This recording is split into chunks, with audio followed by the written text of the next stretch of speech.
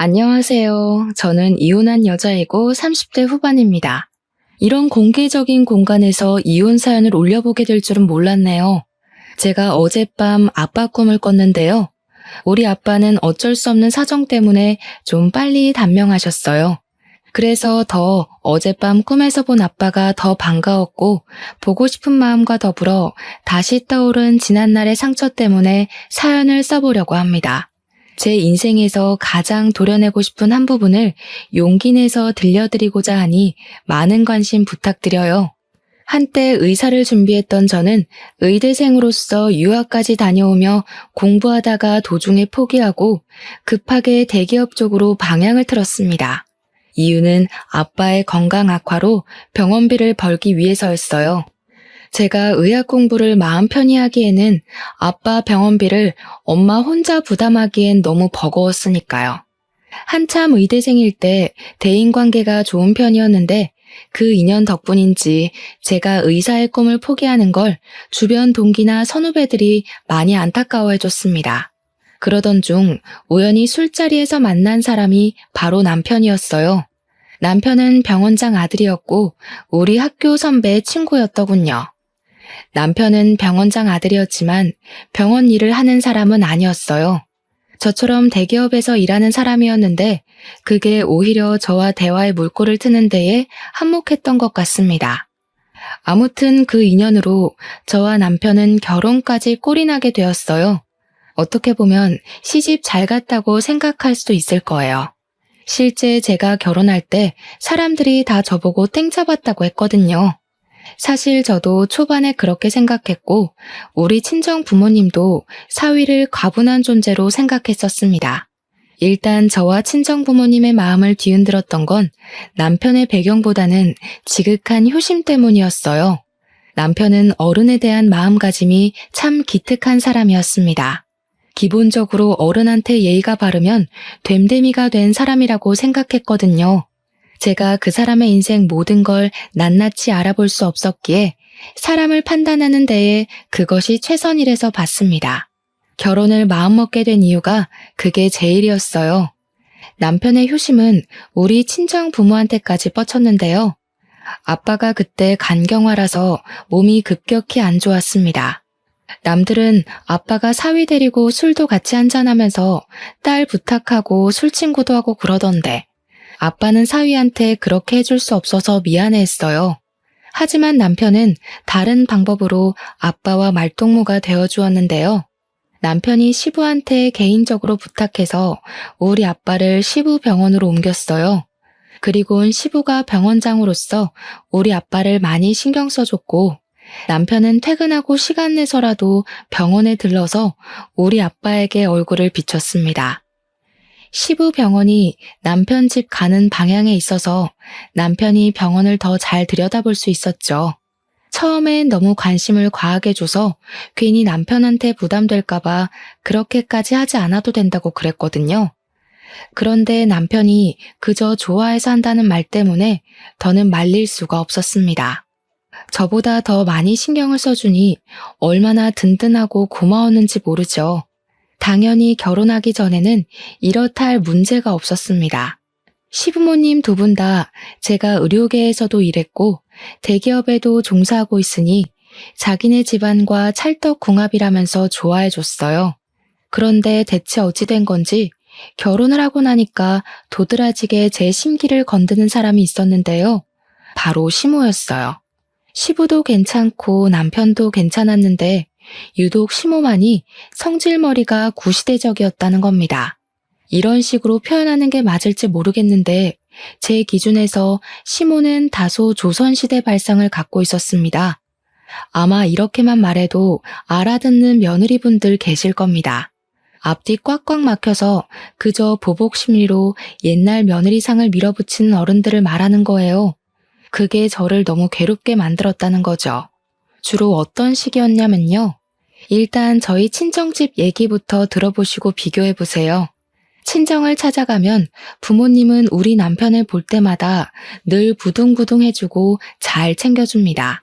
아빠가 병원에 입원해 있으니 저희는 주로 병원을 찾거나 아니면 엄마 혼자 있는 친정집을 방문했거든요.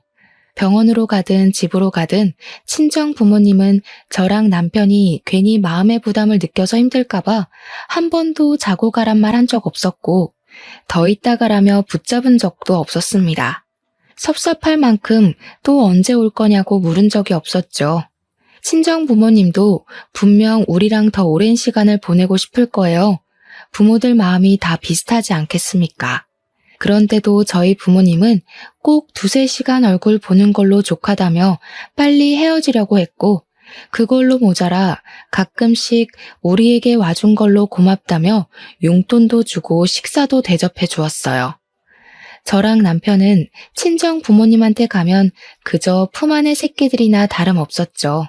그래서 제가 더 시댁을 조선시대 발상에 갇힌 곳처럼 갑갑하게 느꼈는지도 몰라요. 시댁은 친정과 완전히 반대되는 분위기였습니다. 간섭이랑 잔소리는 기본이었고 희한하게 며느리에게만 계급을 나눴습니다. 가장 하찮게요. 우선 시모가 남편과 저를 대놓고 차별했는데요. 남자와 여자가 할 일이 나눠져 있다고 생각하는 사람이었어요. 당연하겠죠. 시모가 그런 시집살이를 당했을 테니까요. 그리고 명절 때면 시댁에 내려가는 것까진 당연하게 받아들일 수 있었어요. 하지만 시댁에 가서 무조건 1박 2일 자야 하는 건 좀 힘들었습니다. 우리 집이 시댁과 그리 먼 곳도 아니었거든요. 근데 시모는 원래 시댁에서 자는 게 도리라고 고집을 엄청 부리세요. 그러면서 친정에 가는 건 그렇게 눈치를 주셨죠. 그래도 친정에 갈 수 있는 것만으로도 다행이었습니다.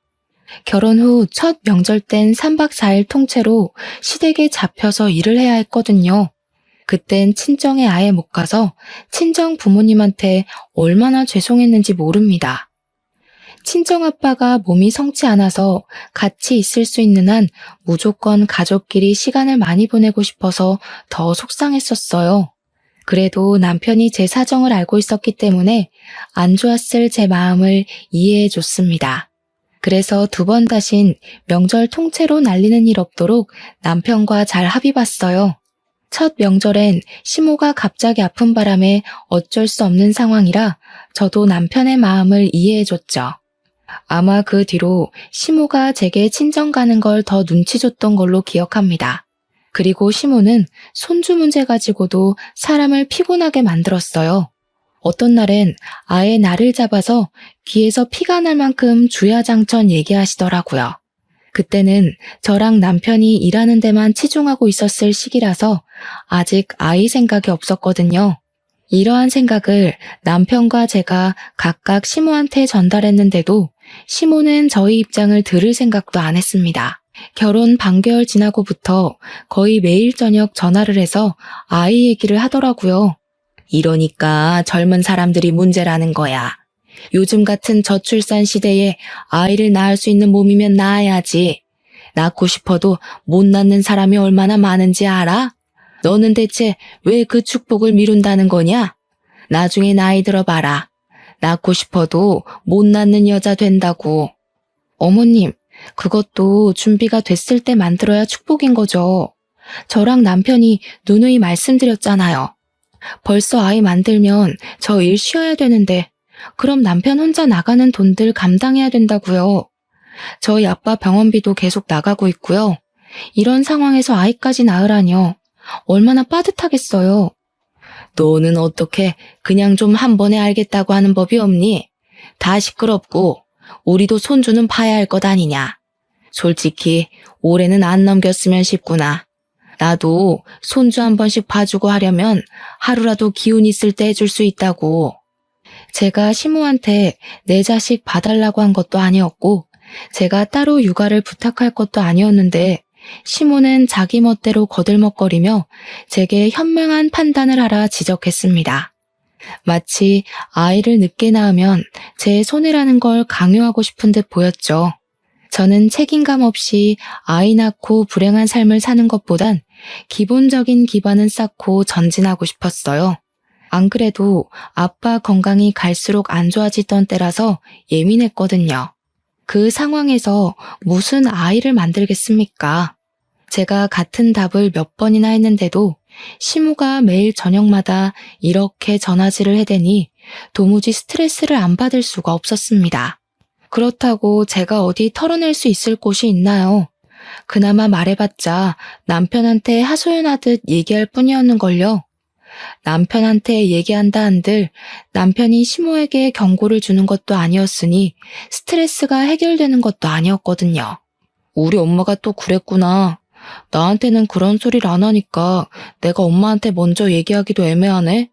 괜히 엄마한테 손주 얘기 좀 그만하라 했다가 당신한테 불똥이라도 튈까 싶어서 못하겠어.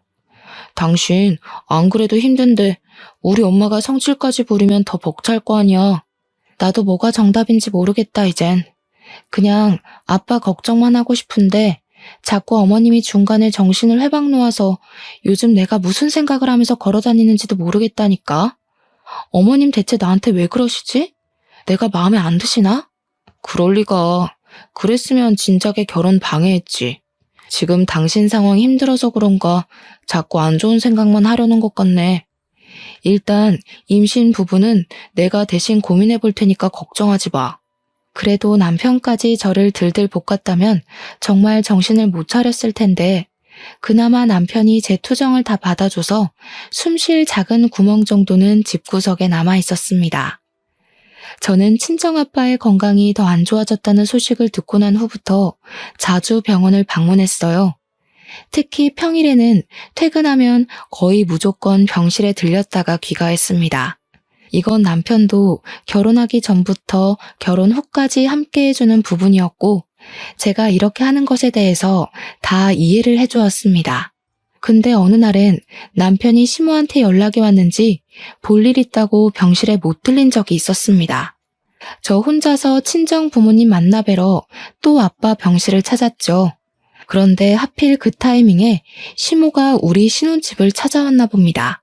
남편이 시댁을 방문하는 건 줄 알았는데 시모가 저희 집으로 오는 거였더라고요. 남편은 제 생각해서 제가 친정아빠한테 가 있도록 일부러 말을 안 한 것 같았거든요. 그래서 저는 전화 받기 전까지만 해도 시모가 저희 집에 있는 줄 모르고 있었습니다. 나다. 너 지금 어디니? 시간이 한참 늦었는데 집에 안 들어와서 전화해본다. 우리 아들은 벌써 들어와서 씻고 있거든? 언제 들어올 거니? 아, 어머님, 지금 저희 집에 계세요? 연락도 없이 오셨네요. 남편한테 들은 얘기가 없어서 어머님 계신 줄 몰랐어요. 저 지금 아빠 병실에 와 있어요. 아무래도 당장 집에 못 갈 것 같아요. 여기서 저녁 먹고 들어가기로 했거든요. 거기서 저녁을 먹겠다고? 그럼 나랑 우리 아들 저녁은 어쩌고? 난 당연히 너 오면 저녁상 받아 먹을 줄 알고 빈손으로 왔단 말이다. 나더러 여기까지 와놓고 쫄쫄 굶고 가란 말이니? 갑자기 전화해서 웬 밥 타령인지. 남편한테 용건이 있어서 찾아온 거면 남편한테 밥 얻어먹으면 될 것을 왜 저한테까지 전화해서 마음 불편하게 하는 건지 모르겠더군요. 평소에는 저희 집 물건 잘만 뒤지고 냉장고 점검도 불시하면서 좀 만들어 먹던가 아니면 사서 먹으면 되지 않나요? 제가 없다고 굶어 죽는 것도 아니고 원래 제가 시모에게 식사를 늘 대접했던 사람도 아니었거든요. 그러니 더 느닷없고 당황스러웠어요.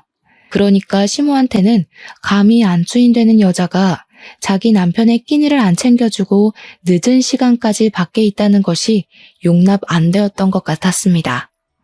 시모는 한번 마음대로 판단하기 시작하더니 그 뒤부터는 작정하고 소설을 쓰기 시작했어요. 저를 여태 남편 밥도 안 해먹인 파렴치한 마누라라고 보았죠. 그래, 내 아주 잘 알았다. 친정만 들여다보느라 네 신랑 쫄쫄 굶는 건 신경도 안 썼나 보구나. 네 시애비가 네 아빠를 지극정성으로 모시고 있는 줄도 모르고 감히 이런 식으로 나온다 그거지? 어디 지금처럼 계속 친정만 챙기면서 살아봐라. 시모는 그렇게 삐쳐서 전화를 끊어버렸습니다. 제 기분이 안 좋으니까 친정엄마가 그걸 용케 알아보고는 집에 무슨 일 있는 것 같은데 얼른 가보라고 하더라고요. 엄마랑 같이 저녁 먹기로 한 상황이었는데 시모 때문에 기분을 망치는 바람에 엄마 마음까지 불편하게 만들어버린 상황이 되어버렸어요. 고작 자기랑 남편 밥 안 차려줬다는 것 때문에 말이죠. 저는 그것이 좀 짜증이 나서 그냥 시모를 잠깐 무시하기로 했습니다. 시모도 예의 없이 제 기분대로 행동하는데 저도 순간적으로 그러고 싶었어요. 물론 시모 말대로 시모 덕분에 친정아빠가 병원장의 직접적인 관리를 받긴 했어요. 그건 정말 감사한 일이죠.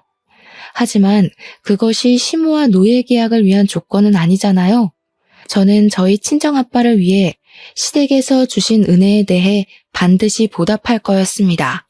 근데 그 방식이 시댁의 노예는 아니었어요.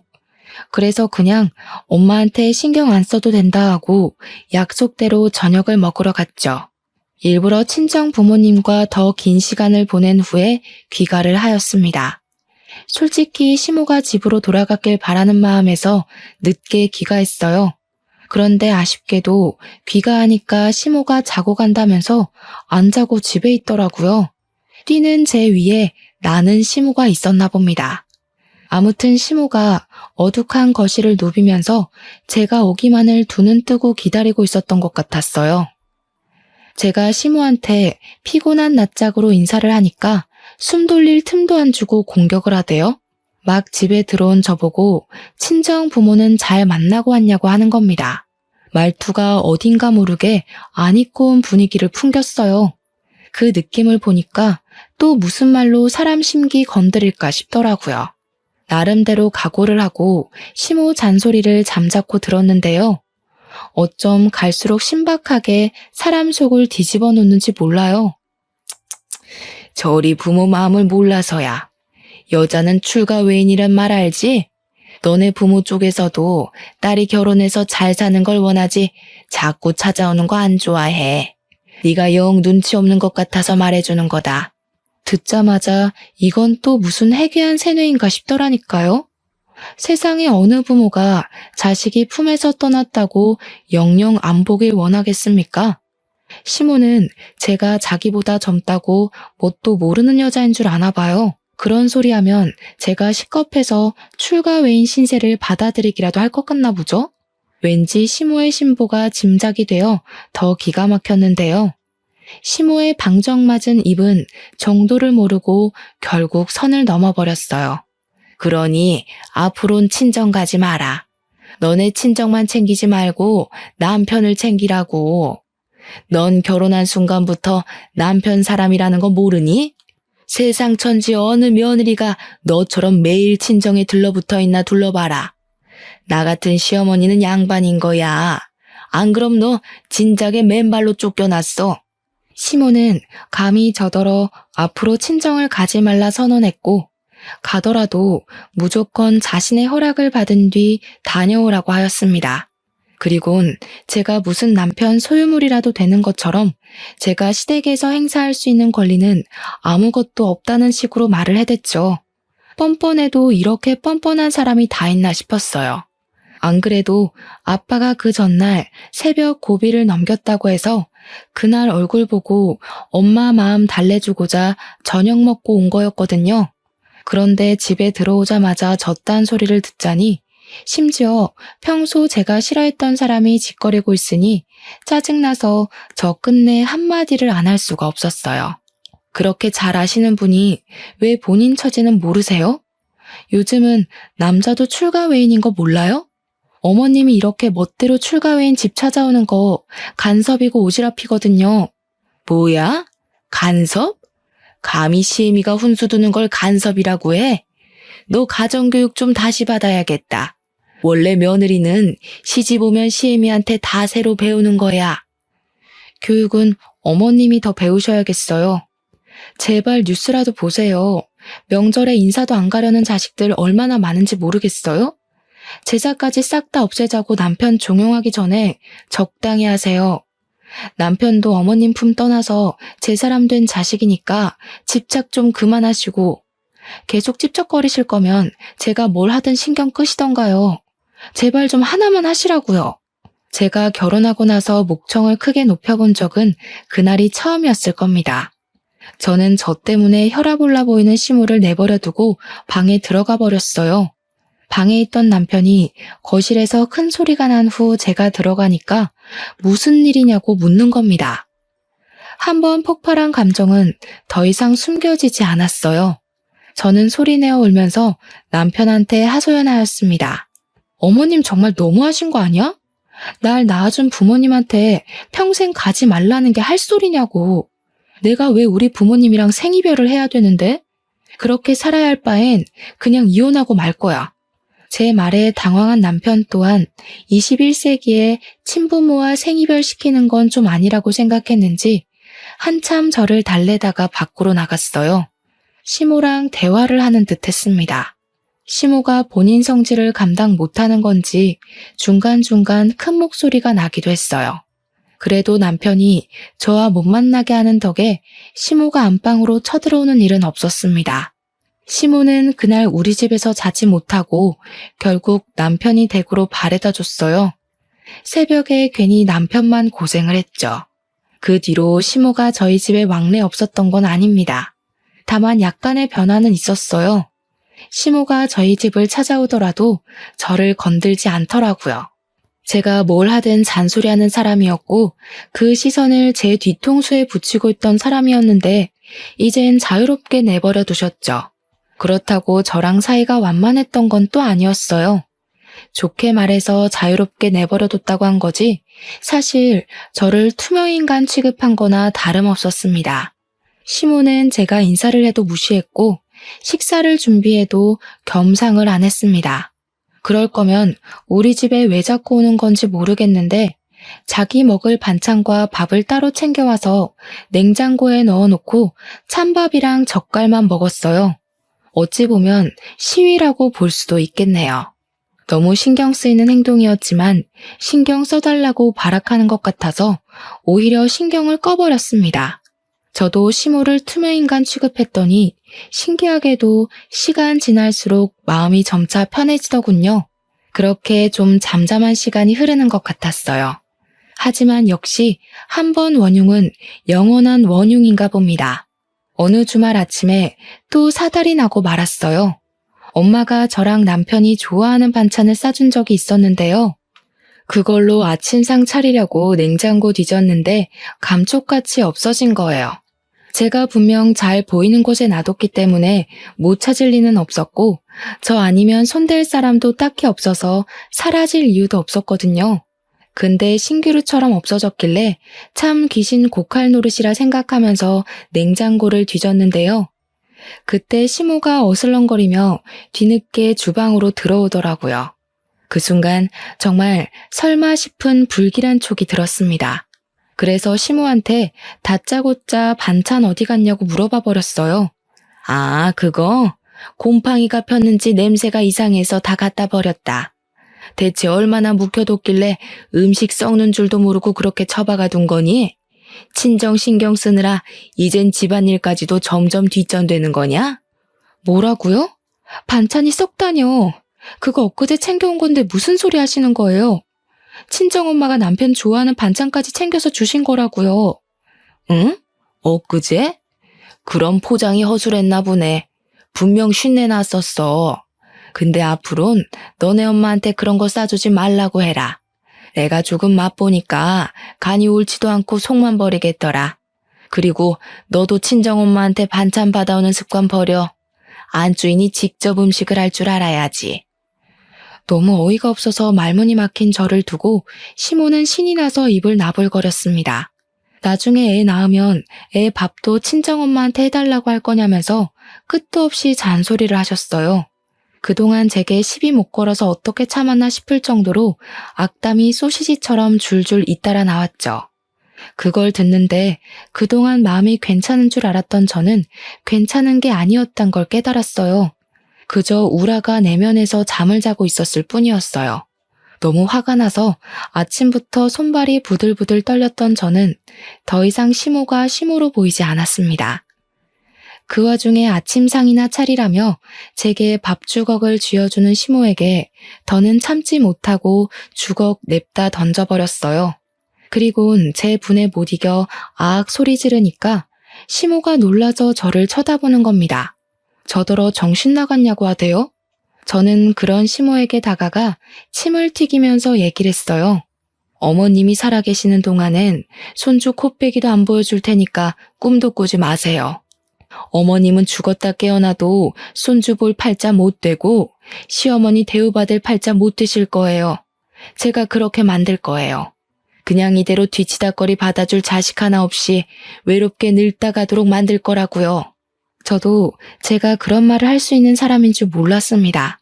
사람이 감당 못할 화를 느끼면 온몸에 기운이 빠지고 주체 못할 만큼 떨린다는 것도 그때 처음 느껴봤어요. 정말 다신 느끼고 싶지 않을 최악의 감정이었죠. 저는 그대로 겉옷만 챙겨서 친정 부모한테로 갔습니다. 친정 부모님을 보니까 눈물이 나서 엉엉 울면서 또 하소연해버렸어요. 부모님은 병원장인 시부에게 감사해서 사돈으로서 잘하고 싶은데 힘들어하는 저를 보면 가슴 미어지게 미안해서 이도저도 반응하질 못하셨어요. 전 그게 또 제 나름 불효를 저지르고 있는 것 같아서 괜히 죄송했습니다. 조금만 더 참아볼 걸 하고 뒤늦게 후회를 했죠. 그런데 제가 결국 시모를 화날 대로 화나게 했는지 결국 일이 커져버렸어요. 시모가 개념 없다는 건 알고 있었지만 상상 이상인 줄은 몰랐거든요. 근데 정말 어떻게 해볼 심산으로 친정아빠 병실까지 찾아왔더라고요. 당장 내 남편 병원에서 나가요. 내가 전현하는 꼬락서니 때문에 도무지 이대로 넘어갈 수가 없네요. 감히 시애미한테 저주를 퍼부었으면 그만한 대가 받을 각오는 했겠지. 시모는 저의 건방이 하늘을 찔러서 더 이상 봐줄 수가 없다며 막무가내로 저희를 쫓아내려 했습니다. 마침 남편이 따라온 터라 남편이 시모의 몸부림을 막고 있었어요. 저 또한 나가서 얘기하자고 시모를 밖으로 내몰았고 결국 이 소란이 병원장한테 올라가 시부까지 등장하는 사태가 발생했어요. 시부가 등장하자 시모는 저랑 남편을 뿌리치고 지원군을 얻었다는 듯 바로 시부의 팔짱을 꼈습니다. 저희 친정 부모님에게 사태질을 하면서 목청을 높였어요. 저 사람들 당장 내쫓아요. 우리가 가족이란 이유만으로 잘해주니까 이 사람들이 주제도 모르고 기어오르더라고요. 아무래도 우리를 호구로 본 것 같으니까 우리한테 까불면 어떻게 되는지 똑똑히 보여주자고요. 조용히 안 해? 지금 여기가 어딘지 몰라서 소란이야? 이 병원에서 당신 얼굴 모르는 직원들이 없는데 쪽팔리게 이럴 거야. 다 큰 어른이 돼서 말이야. 어디서 애들이나 하는 짓을 하고 있어? 여보, 내가 방금 집에서 무슨 일을 겪었는지 알아요? 당신 며느리 되는 년이 나보고 평생 외롭게 늙어 죽을 팔자로 만들 거라고 악을 썼다니까요? 시부는 시모의 가벼운 입을 틀어막으면서 일단 병원장실로 가자고 주위 시선들을 피했습니다. 시모는 당장 자기 편을 들어줄 거라 생각했던 시부가 되레 자기한테 소리치니 좀 당황한 것 같았어요. 그렇게 다 같이 시부 원장실로 간 저희는 그곳에서 시부에게 다시 상황을 설명해야 했습니다. 거기서 당연하게 시모가 먼저 발언권을 낚아챘죠. 시부한테 또 한 번 우리 아빠를 당장 쫓아내라고 소리쳤습니다. 시부는 정신없는 시모 얘기보다 제 이야기를 듣고 싶어 했어요. 저는 시모가 친정엄마 반찬을 허락 없이 버린 것부터 제가 겪은 일들을 전부 얘기했죠. 상황을 모두 들은 시부는 더욱더 시모를 다그쳤습니다. 다짜고짜 우리 아빠를 내치라는 시모의 발언에 그게 지금 말이 되냐고 철없는 소리 하지 말라는 식으로 시모에게 으름장을 놓으셨어요.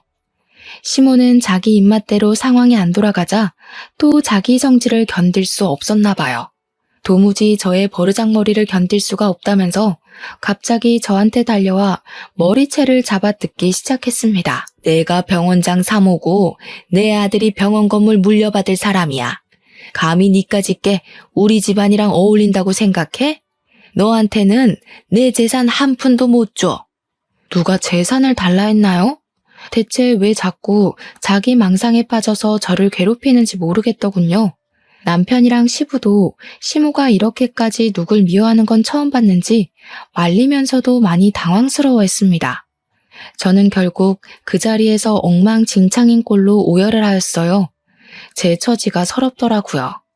제가 뭘 바라고 가지려다 무너져서 이 꼴이 됐다면 어느 정도 제 처지를 받아들였을 거예요. 그런데 저 아무리 생각해도 대체 제가 뭘 잘못했는지 모르겠거든요.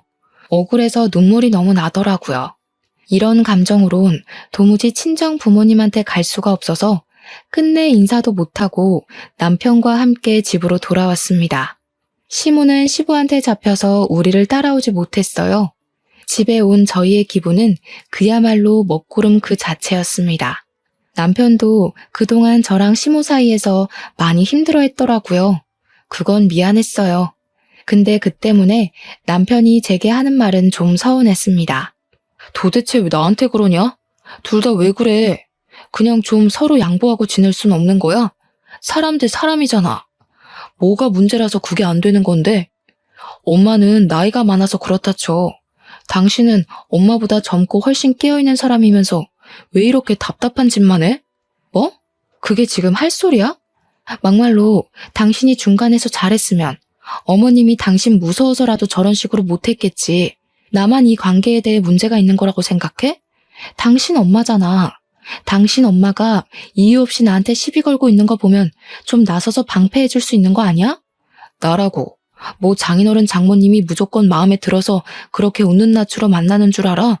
나도 가끔은 회사에서 스트레스 받고 오면 다 짜증나고 귀찮을 때 있어. 근데도 티 안 낸다고.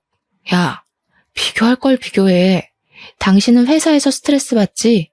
나는 회사에서 받은 것만큼 당신 엄마한테서 더 받아. 당신도 당신 엄마가 얼마나 말도 안 되는 사람인지 눈으로 보고 듣고 했잖아. 근데도 내가 이해 안 된다는 거야? 나도 이제 모르겠다. 그냥 될 대로 살래. 당신이랑 엄마가 싸우든 말든 신경 안 쓸 거니까 나한테 얘기하지 마. 언제는 신경 쓴 것처럼 얘기한 것도 좀 웃기더군요. 아무튼 남편이 저와 시모와의 갈등을 그저 관찰자 시점에서 지켜보고 있었던 이유는 매번 더 큰 피해를 줄이기 위해서라고 했었는데요. 저는 그걸 괜히 불똥 튈까봐 핑계댄 거 아니냐고 마지막까지 지적하며 자각시켜 주었습니다. 남편은 제 말에 대답도 안 하고 거의 포기하고 싶어하는 모습이었어요. 자기는 그놈의 중립 지키느라 아무것도 안 하고 보기만 했으면서 뭐가 그렇게 지친다고 울상을 짓는 건지 모르겠더군요. 시모가 한참 제게 난리칠 땐 이혼 위기가 왔어도 친정아빠 생각해서 버틸 만큼 버텨보고자 했는데 남편이 대놓고 포기하고 싶다는 반응을 보이니까 그땐 정말 이혼을 해야겠다는 마음이 들더라고요.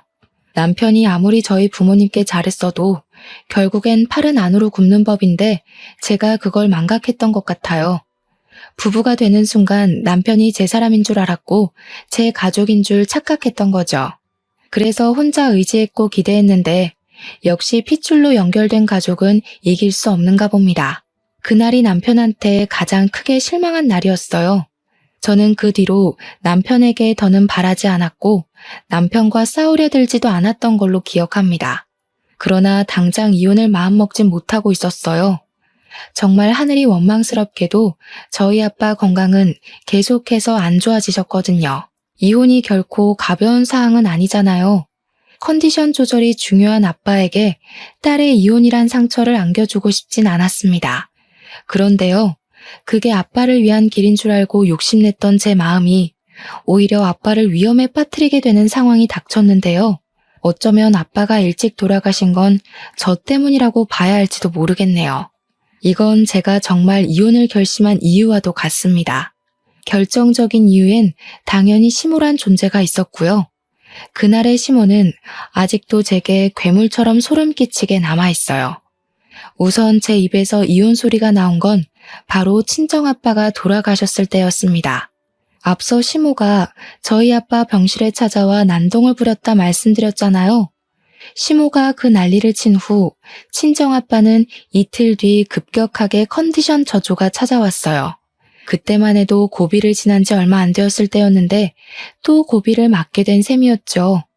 숨이 겨우 붙었는데 다시 호흡장애가 찾아왔다고 이해하시면 편하시겠네요. 고비를 한 차례 넘겼을 때보다 몸이 더 안 좋았던 아빠는 끝내 뒤이어 찾아온 고비까진 이겨내지 못했던 거예요. 의사들이랑 시부까지 나서서 애썼지만 결국 가족들이랑 인사도 할 시간 없이 그렇게 갑자기 떠나셨습니다. 상황이 너무 안 좋을 때 떠나서 더 마음이 아팠던 아빠의 죽음. 그리고 아빠의 사망 선고가 내려진 순간 혼절해버린 엄마까지. 그 소식을 한꺼번에 접했을 때 저는 세상에서 제가 제일 불행하고 슬픈 처지인 줄 알았을 만큼 괴로웠어요. 그래도 남편이 장인어른에 대한 정은 있었기에 함께 눈물은 흘렸습니다. 남편 또한 아빠가 눈을 감기 전 식구들의 난잡하고 안 좋은 모습을 보고 떠난 것 같아서 마음이 많이 무겁다 했어요. 당신이 나한테 많이 실망했다는 거 알아. 그래도 장인어른 가시는 길만큼은 서로 얼굴 붉히지 말자. 나 3일장 내내 당신이랑 장모님 잘 챙기고 싶어. 장인어른한테 부끄러운 모습 만회하고 싶다. 남편은 진심으로 저를 위로해줬습니다. 그 때문에 저는 우리가 서로를 미워해서 싸웠던 게 아니란 걸 그때 좀 객관적으로 깨달았었네요. 아빠가 돌아가신 그 순간만큼은 이혼을 하고자 하는 제 마음도 지쳤던 남편의 마음도 잠깐 휴정에 들어갔습니다. 부부로서의 초심을 보이는 것이 온전히 고인된 아빠에 대한 예의라고 생각했죠. 근데 그런 마음이 길게 못 갔다는 거예요. 결국엔 그마저도 근원은 시모였습니다. 엄마가 혼절하는 바람에 장례식장은 저랑 남편이 준비를 했어요. 시부 병원과 연계된 곳이라서 시부 덕분에 비용적으로 도움을 많이 받았습니다. 친정엄마는 시부가 간호사들한테 부탁해 신경 쓸 테니 저더러 장례식에만 집중하라 하더군요.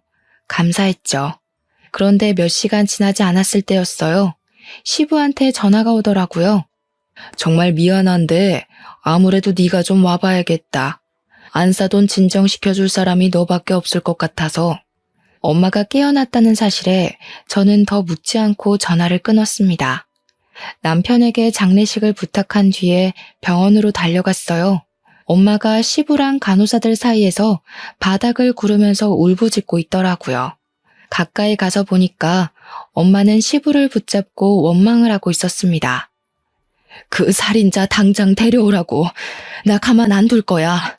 내가 똑같이 단명시켜버릴 거라고. 엄마는 거의 정신을 놓은 사람과도 같았습니다. 자꾸 알아들을 수 없는 얘기를 하는데 제가 알고 있는 평소 엄마의 모습과는 너무 다른 사람 같아서 무섭기도 했어요. 저는 시부에게 되레 물었습니다. 우리 엄마 도대체 왜 이러는 거냐고 말이죠. 근데 시부 반응이 의미심장했어요.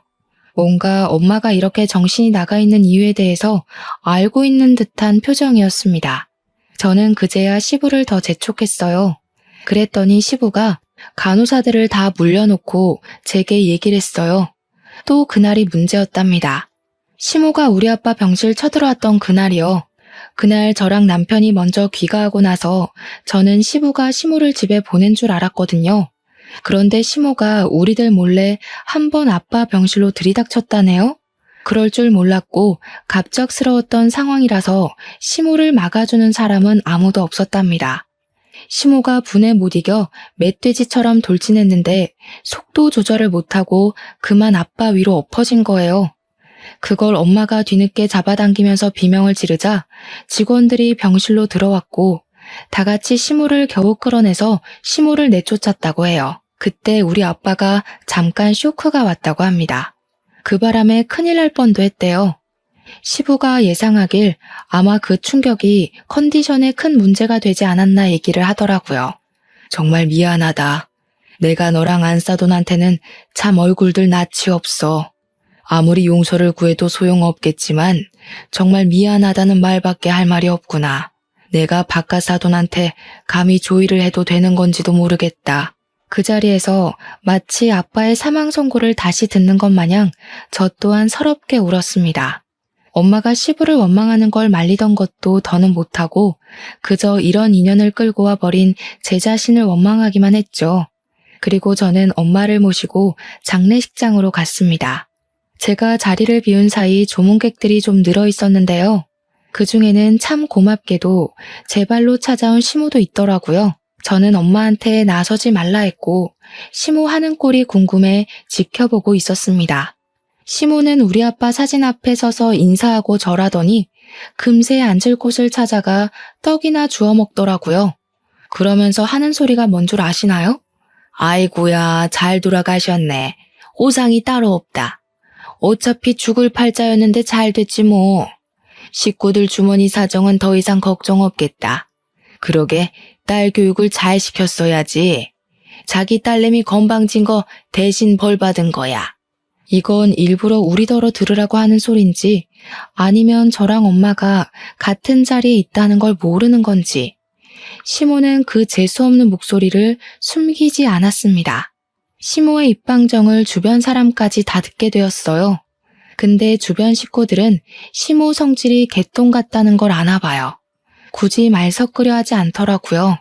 그건 당사자가 아니니까 참아줄 수 있겠죠. 저는 시모의 더러운 주둥이가 욕하고 있는 주인공이잖아요.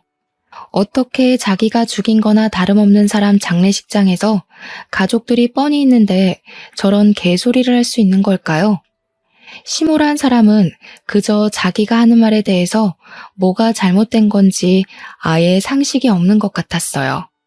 차라리 말 못하는 개돼지가 나을 지경이었죠. 시모가 자기 앞날도 모르고 떡을 껌처럼 질겅질겅 씹고 있길래 오랜만에 오만정 다 떨어지더군요. 머리 끝까지 화가 났던 저는 이제 그만 시모와의 인연을 정리하려고 움직였습니다. 눈앞에 보이는 접시에 담긴 김치를 들었어요. 그리곤 시모 얼굴에 패대기 쳤고 놀라서 숨 돌리고 있는 시모를 두곤 처먹고 있는 그 떡도 시모 얼굴에 패대기 쳤습니다. 나 지금 그쪽 만난 거 진짜 하늘이 원망스러울 정도거든요? 근데 이제 나만 그런 거 아닐 거라서 이해해 보려고요. 그쪽도 앞으로 나 만난 거 하늘까지 원망하게 될 거예요. 내가 당신 인생 완전 똥통으로 만들어버린댔잖아요. 이 정신 나간 년이 아직도 정신 못 차렸네. 네 아빠 뒤진 걸로도 말을 안 듣겠다? 새파랗게 어린 네가 나를 이길 수 있을 거라고 생각해? 나 병원장 3호야. 내 말 한마디면 지금 네 아빠 장례식도 엎을 수 있다고. 시모 입에서 아빠가 언급되는 게 너무 싫었던 저는 식탁 위에 있던 육개장에 침을 뱉어 시모한테 또 퍼부어줬습니다. 시모는 제가 무슨 짓을 할지 지켜보고 있었으면서도 그걸 못 피해서 처맞고 있더군요. 병원장 3호? 당신 죽을 때는 와서 눈물 흘려줄 식구들도 없게 할 거라 했을 텐데 썩어 빠진 자궁 때문에 겨우 아들 하나 덜렁 낳았으면 며느리 하나 있는 것도 귀한 줄 알았어야지. 자기 노후 시궁창 만들고 싶어서 작정을 하셨네. 이 살인자녀나 어디 원하던 대로 혼자 한번 잘 살아봐봐. 저는 남편한테 가서 내 손으로 시모를 내쫓으면 머리채를 잡을 것 같으니 직접 데리고 나가라고 했습니다. 남편은 제가 시모에게 퍼붓는 동안 지켜보기만 할 뿐 아무것도 못했어요. 시부가 같이 있었는데 시부한테 시모의 행실을 다 들은 것 같더라고요. 저는 제 말대로 시모를 데리고 장례식장을 나가는 남편에게 마지막 인사를 남겼어요. 장례식 끝나는 대로 이혼하자고 말이죠. 남편은 대답 못하고 그냥 가버렸어요. 그렇게 짧고도 버거웠던 3일이 지나고 아빠를 보내드렸습니다. 이후 저는 망설임 없이 남편에게 이혼 소송을 걸었고 시모랑 남편을 대상으로 정신적 손해배상을 청구했어요. 그리고 시부가 손수 건네준 병원 임직원들 증언과 CCTV 영상을 확보로 시모의 행포를 법정에 고발할 수 있었습니다. 시모는 상해치사죄로 인정되어 무려 4년형의 징역을 살게 되었죠. 그 시기에 시부가 시모로부터 이혼 소송을 제기했다고 들었습니다. 저는 시모가 구속되기 전 몸도 마음도 빈털터리가 된 그 꼴을 직접 지켜보고자 법정에 나가 있었어요.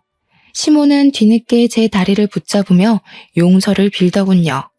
살려달라고 구질구질하게 매달리는데 고작 이 천박한 아줌마 때문에 우리 아빠가 일찍 돌아가신 것 같아서 또 화가 나더라고요.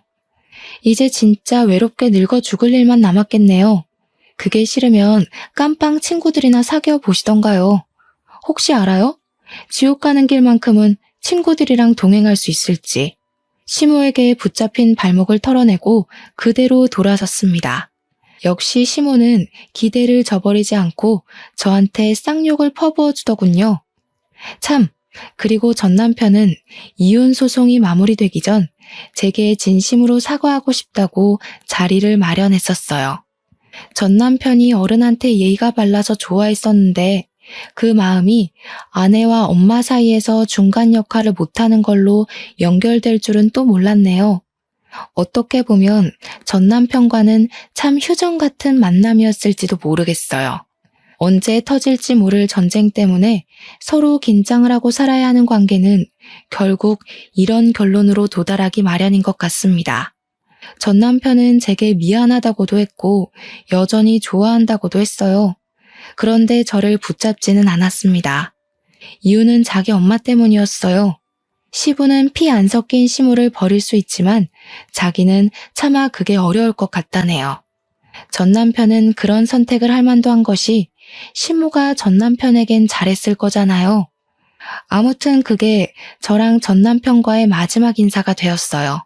그 뒤로는 제가 결혼을 했었나 믿기지 않을 만큼 흔적도 없이 솔로 생활을 만끽 중입니다.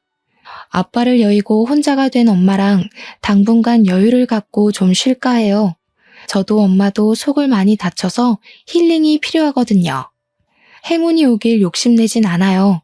다만 앞으로 남은 우리 가족에게 더 이상의 불행은 없길 바라네요. 그럼 이만 글을 마칠게요.